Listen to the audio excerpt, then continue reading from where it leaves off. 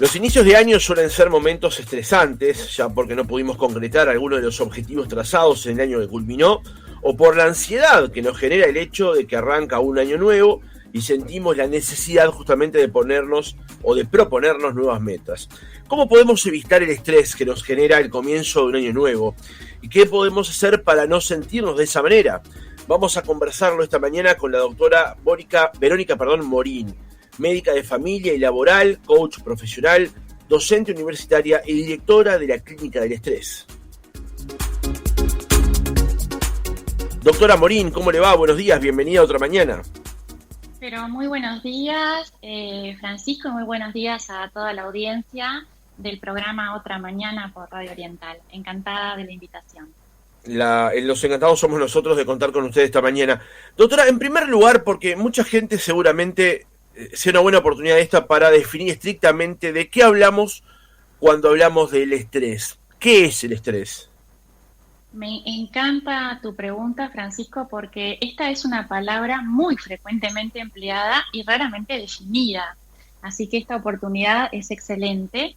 Y bueno, como punto de partida, voy a partir de una palabra que también tal vez para muchos sea nueva, que es locus de control. ¿Saben lo que es el locus de control? No, yo no. Bueno, es un término que hace referencia al grado en que las personas sienten que tienen el control de lo que ocurre en sus vidas.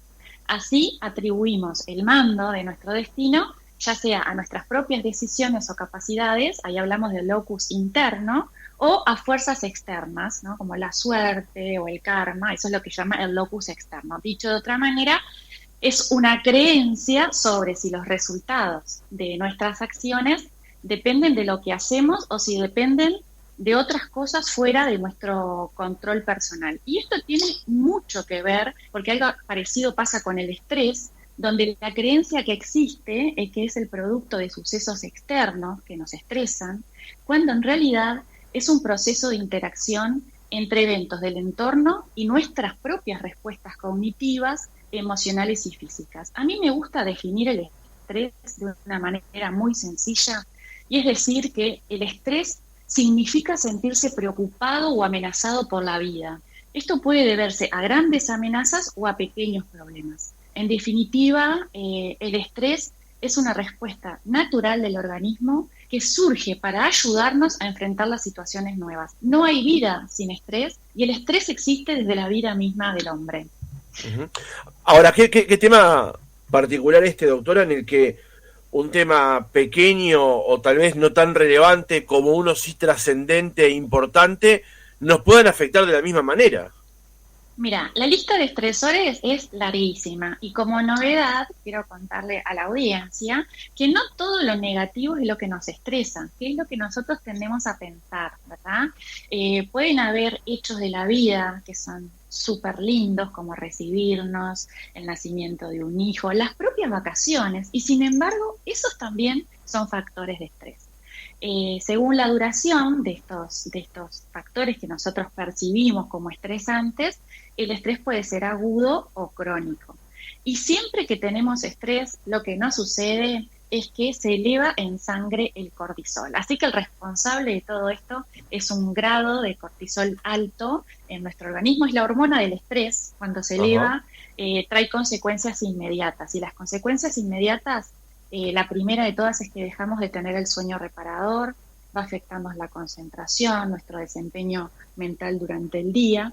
Y bueno, y esto también va a tener otras consecuencias a nivel más orgánico, que va a explicar también por qué nos volvemos más irritables. Los efectos del estrés se van a sentir entonces, Francisco, en el cuerpo, en el estado de ánimo y en el comportamiento. En el cuerpo, ¿cómo? Con dolores de cabeza, tensión o dolor muscular, dolor en el pecho, fatiga, malestares a nivel estomacal o digestivos, como dijimos, problemas en el sueño y falta de deseo sexual.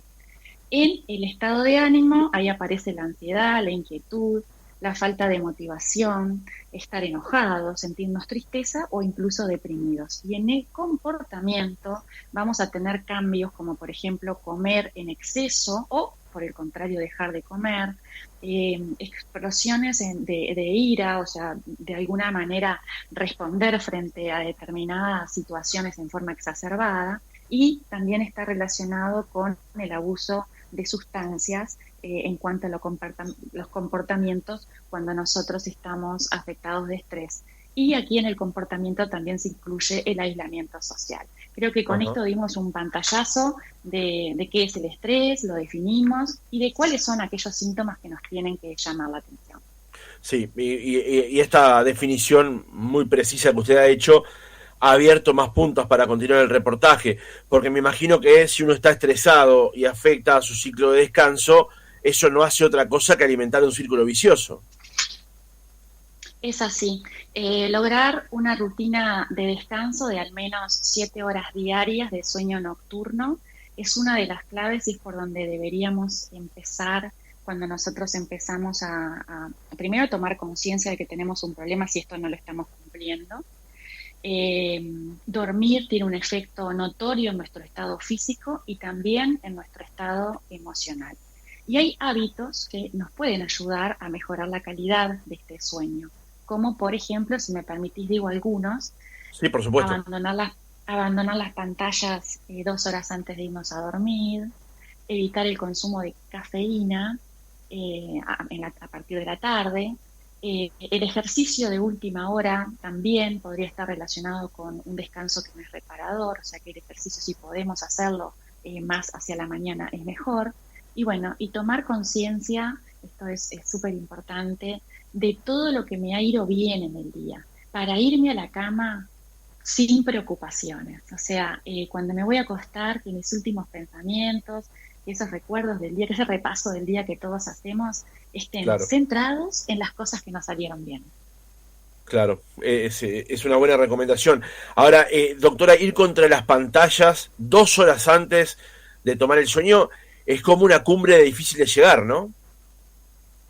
Bueno, ahí es donde tenemos el famoso tecnoestrés, porque también las pantallas, además acá tenemos doble incidencia de por qué no nos dejan dormir bien.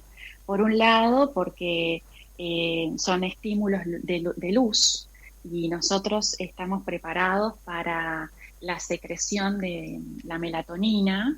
La melatonina se secreta en presencia o en ausencia de luz, en presencia de oscuridad y en ausencia de luz. Lo que significa que si nosotros estimulamos a través de ver pantallas, no estamos permitiendo que la melatonina se secrete adecuadamente y esto es importante para poder descansar bien. Entonces, por un lado tenemos un aspecto fisiológico, que lo estoy explicando desde el punto de vista médico, de por qué las pantallas no. Y por otro lado, todo lo que las propias, el andar en las redes, o bueno, por un rato está bien, incluso es una de las cosas que yo menciono para rescatarte por algunos minutos, para distraerte, está bien, las redes sociales. Pero lo que no estaría tan bueno es cuando muchos pacientes a mí me refieren que se van a la cama con el celular y ahí quedan hasta la 1, las 2 de la mañana mirando redes, es lo último que hacen, apoyar el celular en la mesita de luz antes de conciliar el sueño. Eso estaría como siendo contraproducente para quienes están manifestando que no tienen un descanso de 7 horas corridas.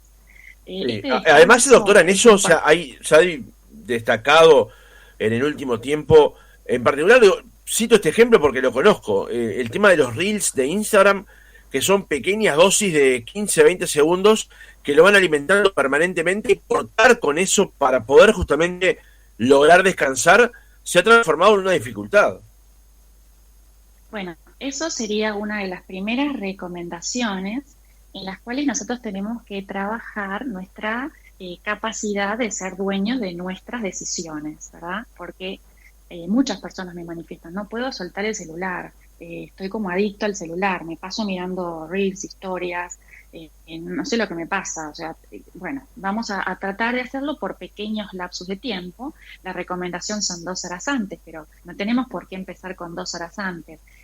Realmente podemos comenzar con decir, bueno, 15 minutos, voy incrementando poco a poco ese tiempo hasta lograr 1 hora y así hasta llegar a las 2 horas, que es cuando voy a ver los resultados.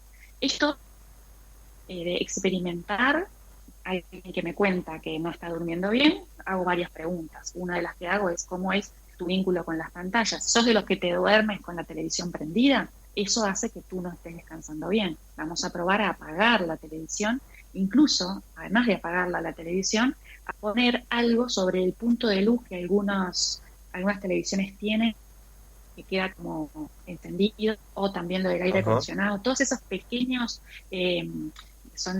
luz, esa luz hace que no descansemos. O sea, la oscuridad va a propiciar que descansemos mejor. Entonces, simplemente probarlo. Y claro, eso va, o sea, no es difícil de darse cuenta que si nosotros nos ponemos a mirar historias, nos conectamos, además tienen sonido, ¿no? Todas las imágenes de mucho movimiento, todo eso, antes de acostarnos, es probable, ¿verdad? Sin saber mucho del tema, que eso sea uno de los motivos por los cuales no logremos descansar adecuadamente, lo cual es un factor fundamental para la prevención del estrés. Claro. Doctora, hemos hablado hasta ahora de la definición de qué es el estrés y algunas de las medidas que podríamos tomar individualmente para lograr corregir justamente esta situación. Usted acaba de mencionar algunas. No. Y ahora vamos a ir sobre esas, pero quería ir un paso más allá. Si ya hemos tomado alguna de esas medidas, no nos ha solucionado y en un momento decidimos buscar ayuda profesional justamente para tratar de corregir estas situaciones que derivan en que tengamos un estrés determinado. Bueno, como siempre estoy promocionando en las redes a través de las cuales siempre tengo una comunicación muy fluida con los oyentes y con el público en general. Mi recomendación es hacer énfasis en los llamados de atención, no evitar normalizar el estar mal. No está bien estar mal, no es normal estar mal. Entonces pongo atención en estas cosas de alarma que son importantes, como recién hablamos del dormir, y la consulta oportuna con el médico de cabecera.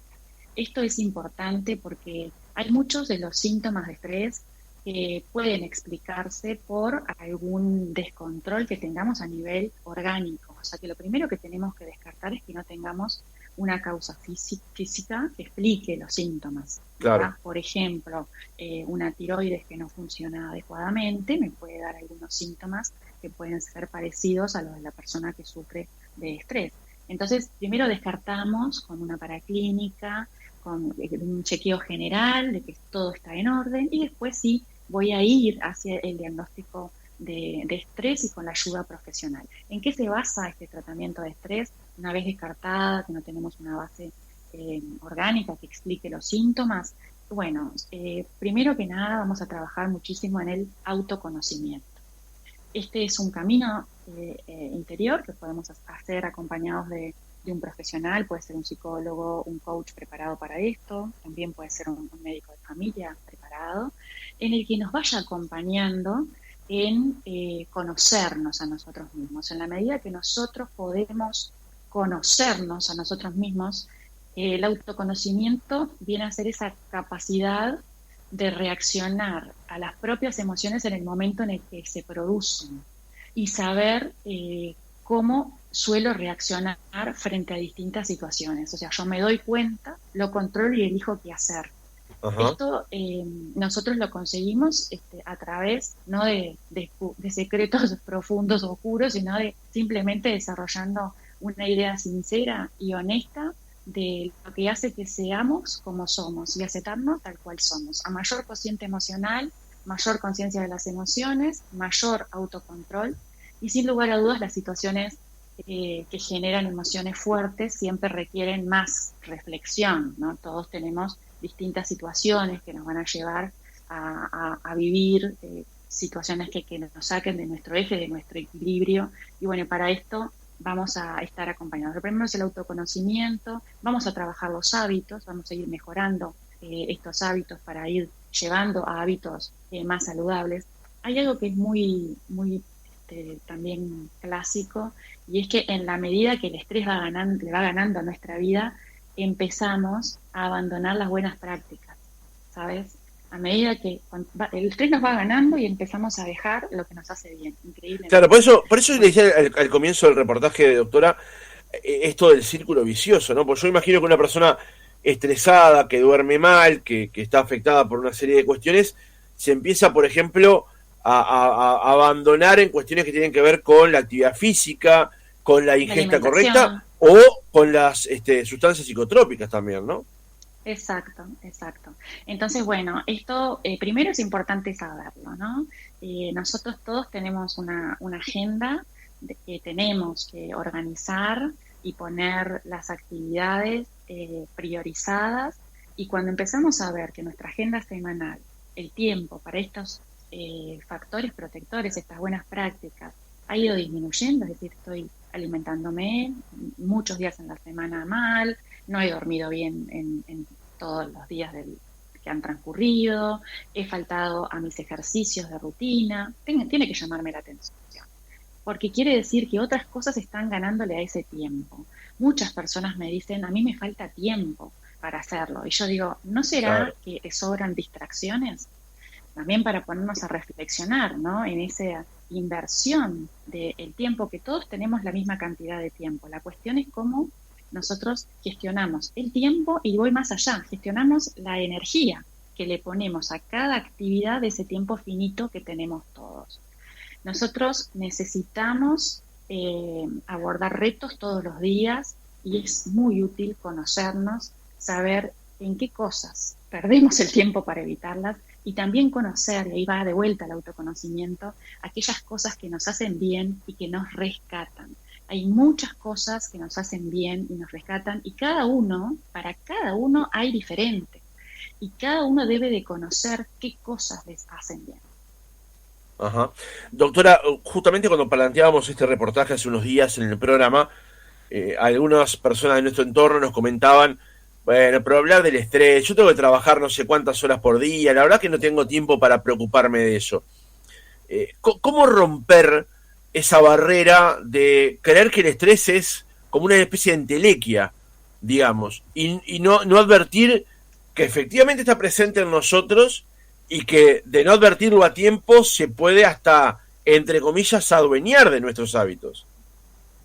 Bueno, lo primero es generar conciencia del estado en el que nos encontramos. Esto es importantísimo, y estos espacios, que agradezco mucho estén presentes, y si hay algo que le agradezco a la pandemia es cómo se han puesto sobre la mesa los temas de salud mental y de la importancia del bienestar, es justamente que las personas se informen sobre que este estado de estar corriendo todo el tiempo, de no llegar, de continuamente la frase no tengo tiempo, esto me estresa, estoy irritable, está mal, y que realmente tengo que buscar la manera de hacer las pausas, y encontrar mis momentos. Que ojo que no estoy hablando de que dediquemos toda una mañana, si tenemos el tiempo fantástico, a una sesión de yoga, estoy hablando de pequeños minutos de meditación, que son 3-4 minutos a la mañana y 3 o 4 minutos a la tarde. Estoy hablando de elegir, decir que no a las cosas que no quiero. Eso también fortalece muchísimo mi autoestima y me pone en otro lugar frente a las situaciones de todos los días. Cuidar la manera en la que le hablo a los demás y en la que me hablo a mí mismo, todos estos pensamientos rumiantes que tengo, como decía hace un ratito, antes de irme a acostar, elegir en qué pensar en las cosas buenas que me pasaron versus las cosas que no me salieron todavía, o las que están por venir. Gran porcentaje de nuestra angustia, de nuestro desconfort, del bienestar, es por cosas que ya pasaron o por cosas que todavía no pasaron. En realidad, en el tiempo presente, que es perfecto, estamos, generalmente la mayor parte del tiempo, estamos bien. Nos preocupa esa ansiedad por lo que va a venir, o esas preocupaciones por lo que ya pasó. Entonces, bueno, generar conciencia del estado en el que nos encontramos es fundamental para poner un stop, pedir ayuda, por supuesto, tener la esperanza y la certeza de que se pueden generar cambios. Eso también es importante. Yo quiero informar que el estrés no siempre se trata de la misma manera. Existen sí tratamientos estándares validados internacionalmente para el manejo de trastornos ansiosos y de la depresión, que muchas veces están asociados al estrés, pero cada especialista va a realizar cambios e intervenciones dirigidas a cada paciente en particular, con una serie de herramientas para ese paciente, para que ese paciente pueda salir adelante. Y sí es posible vivir sin ese estrés negativo, sin ese estrés crónico que nos hace mal. Eso es posible y es posible a través de trazarnos metas y tareas, sesión a sesión. Esto es un día a la vez. Muchas veces lo escuchamos esto, ¿no? De un día a la vez, de salir de tu zona de confort. Bueno, yo quiero trascender estas frases que están como tan repetidas y decir, mira, es una cosa más que un día a la vez, vamos un rato a la vez, vamos una mañana a la vez, un mediodía a la vez. Claro, eso también nos hace tomar conciencia del aquí y el ahora y de planificar. Un baby steps, ¿no? Por ejemplo, ahí está, exactamente. Así que bueno, no sé si respondo tu pregunta. Yo creo que no debemos bajar los brazos ante, bueno, es la vida que tengo, es el estrés, estamos todos estresados, ¿verdad? Bueno, no, sí se pueden hacer cosas. Lo primero que tengo que hacer es tomar conciencia y querer cambiar. Yo lo que necesito de mis pacientes cuando acuden a la clínica es lo primero que les digo. Es decir, acá somos dos, es un equipo, pero yo necesito que tú quieras. Yo voy a trabajar mucho por ti para buscar las mejores herramientas, para acompañarte, pero necesito que tú quieras. Sí, no hay cambio que pueda procesar profesional sin la ayuda del paciente, digamos, ¿no? Bueno, nosotros, por supuesto que es tal cual como tú lo dices. Si bien a la inversa sí puede ser, porque hay personas que son capaces sin consultar, ¿no? Ahí está la resiliencia de cada uno, lo que le ha tocado vivir y salir solo, ¿no? Pero es verdad, el profesional no puede decir, por eso no funciona en estas cosas. Francisco, qué bueno sería esto para mi hermano, qué bueno sería esto para mi suegra, no. Claro. Tiene que ser tu suegra, tu hermana, tu esposo el que quiera venir, no, podés recomendarlo, pero yo lo que necesito es que esa persona decida por sí misma venir. Muchas veces me contactan los familiares y les digo, bueno, lo que podés hacer es darle mi número de teléfono y que esa persona dé el primer paso de llamarme, no le agendes tú, que esa persona ahí demuestra su interés, ¿verdad? Yo mando muchos deberes, ¿sabes?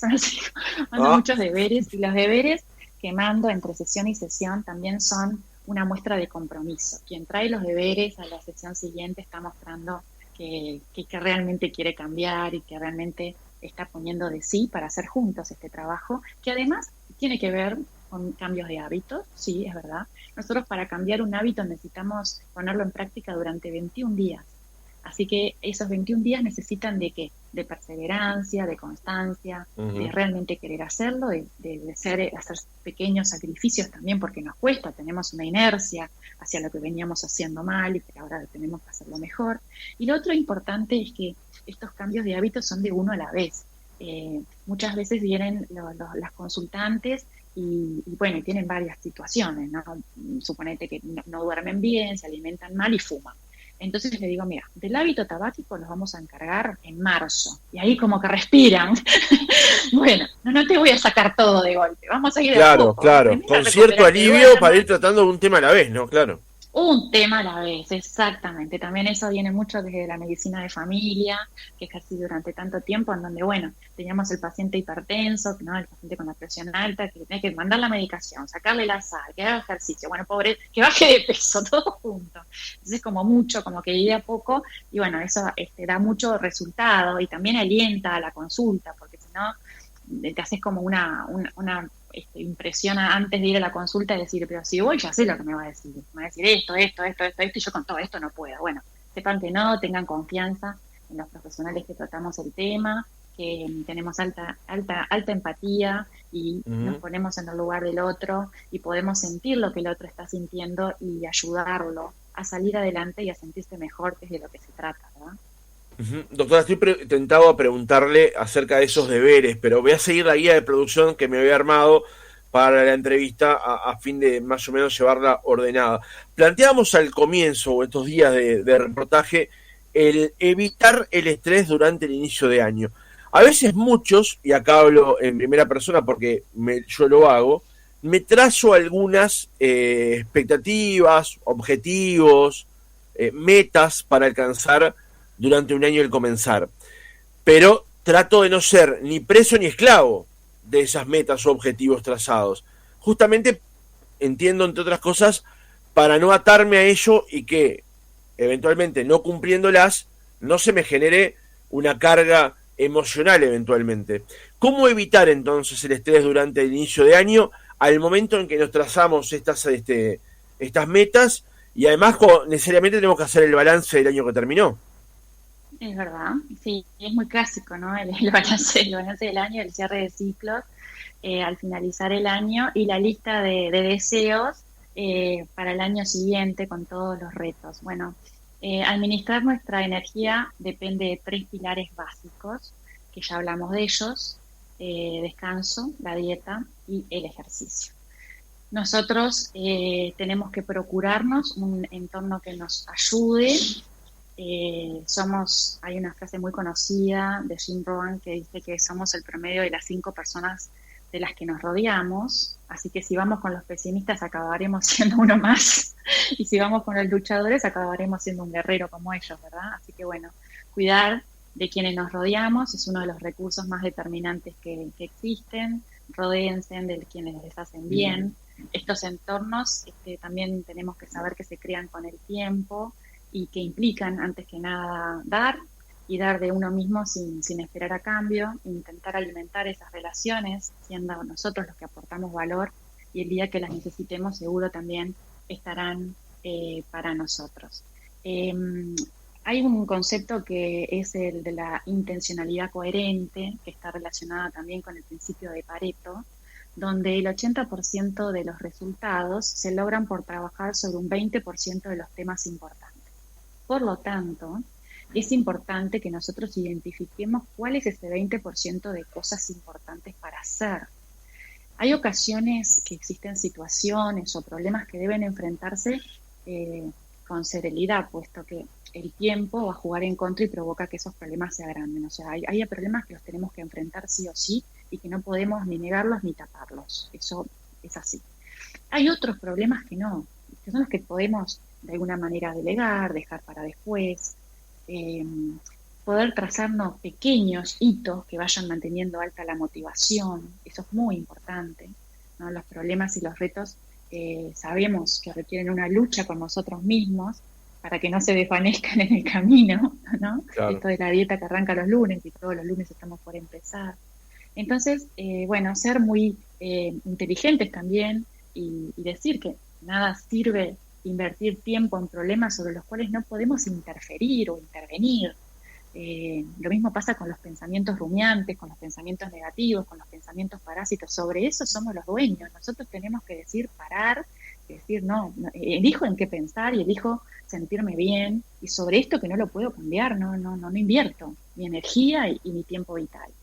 Y esto de la mentalidad de crecimiento, ¿no? De que decimos que cada situación que se nos pone es una oportunidad para desarrollarnos, para aprender y para tener un futuro mejor. Trabajar en lo que realmente es importante, con una persistencia adecuada, algo que es fácil de decir pero es difícil de hacer. La persistencia es todo un tema también, ¿no? Muchas veces nosotros nos falta, y nos falta porque creo que lo que nos falta, Francisco, es trabajar un poquito más también la automotivación, ¿no? Muchas veces el entorno, los amigos, son sin lugar a dudas un apoyo, pero la mejor manera de motivarnos es desarrollar nuestra propia automotivación. Claro. El locus de control interno que hablábamos al principio, ¿no? Ese motor que nos impulsa cuando las cosas están difíciles y que nos da paciencia cuando no transcurren como decíamos. Y estamos solitos, cuando tenés una situación que resuelve, estás solito y tenés que tomar las decisiones vos. Y bueno, ahí es donde trabajar. Y cómo nosotros podemos prestar atención a nuestros diálogos internos, a lo que nos decimos a nosotros mismos, y tratar de que nuestra crítica sea siempre constructiva. No está mal la crítica, la autocrítica, pero sí que ésta sea constructiva. Entonces eso también va de la mano de la automotivación. A ver si con eso respondo un poco a estos planteos, esta lista larga, para resumir, una lista de objetivos que tenemos para el año, pero tomarlos de a poco, incrementando poco a poco, con pequeños hitos hasta llegar al objetivo final. Escribirlos, Francisco, es una muy buena idea, es una de las técnicas, escribirlos. Después que los escribo, los grandes objetivos, los voy dividiendo en etapas, después le voy poniendo una fecha a las etapas, y después lo voy chequeando semanalmente, voy viendo mi lista cómo va. Son como ciertos recursos un poco más que van de la mano, ¿no? Bien. A ver, justo le está entrando una llamada a la doctora Morín. Perdón. No pasa nada. Un tema para cerrar, doctora, ya en el cierre del reportaje, que lo comentábamos en el arranque de la nota, es obviamente hay un estrés que tiene que ver con cuestiones diarias, hay un estrés que tiene que ver con esto que ya comentábamos recién del arranque de año y las metas que nos trazamos, y hay otro que tiene que ver también, que se ha instalado a partir de la pandemia, con ese estrés que viene, que conllevan las cuarentenas, los contactos estrechos y demás. Y este es un factor nuevo que se ha agregado con la pandemia. ¿Cómo incluirlo dentro de estas atenciones que debemos tener a lo largo de todo el año? Bueno, sí, los factores exactos son los que tú resumiste, ¿no? El temor a contraer el virus, la cuestión de trabajar desde casa, desempleo temporal. Ahora estamos en vacaciones, pero influyó mucho la educación de los niños desde el hogar, la falta de contacto afectivo y físico de los seres queridos y los amigos, y la persistencia de la amenaza esta que permanece, vamos a 2 años, ¿no? O sea, los meses siguen pasando y seguimos aprendimos como a vivir en determinada incertidumbre, por decirlo de alguna manera, ¿no? Sin duda que es un contexto especial que nos trae la pandemia. También está claro que la situación no es lo mismo para todos, ¿no? Incluso según nuestro ciclo vital, no es lo mismo para los niños, los jóvenes, los adultos, las personas mayores. No van a sentir de la misma manera los impactos de la pandemia porque los hábitos de cada uno no fueron modificados por igual, ¿no? También hay cuestiones de género, con respecto a las mujeres y a los varones.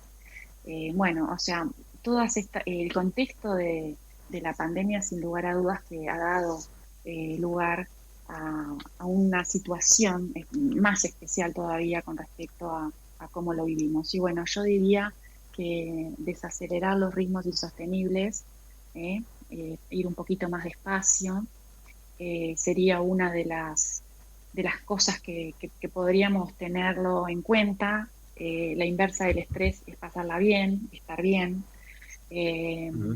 Mi sentido, en ese sentido, mi recomendación es ir llevando el año lo mejor posible. Tengamos en cuenta evitar todas estas rumiaciones mentales que nos provocan postergación de decisiones. Hay cosas que tenemos que decidir y por más que las posterguemos, si no va a ocupar tiempo. Lo que no se decide estresa, ¿no? Entonces también lo que tengamos, lo que se deja pendiente estresa, digamos.